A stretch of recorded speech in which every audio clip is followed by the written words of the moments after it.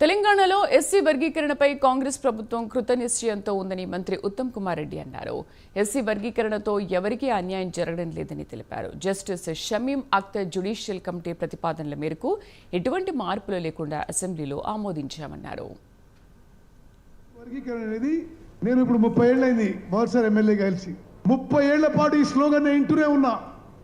SC categories గురించి ఏ ప్రభుత్వం వచ్చినా ఏ పార్టీ అధికారంలో ఉన్నా అన్ని పార్టీలు కూడా ఎస్సీ వర్గీకరణ అంటే కానీ ఎవరు చేయరు. మనం వచ్చినాక ఈ ఎస్సీ వర్గీకరణ చేసిన విషయం కూడా మనం గర్వంగా చెప్పుకోవాలి. It is universally accepted.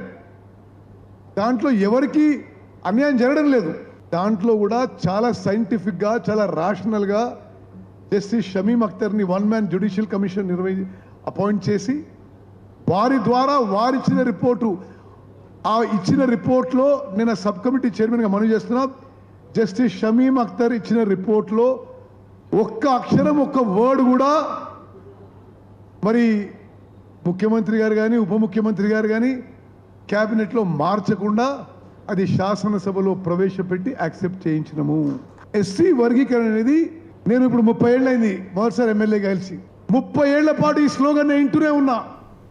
SC categories గురించి ఏ ప్రభుత్వం వచ్చినా ఏ పార్టీ అధికారంలో ఉన్నా అన్ని పార్టీలు కూడా ఎస్సీ వర్గీకరణ అంటే కానీ ఎవరు చేయరు.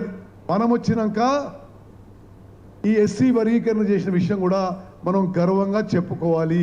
It is universally accepted. దాంట్లో ఎవరికి అన్యాయం జరగడం లేదు. దాంట్లో కూడా చాలా సైంటిఫిక్గా చాలా రాషనల్గా జస్టిస్ షమీం అఖ్తర్ని 1 మ్యాన్ జ్యుడిషియల్ కమిషన్ అపాయింట్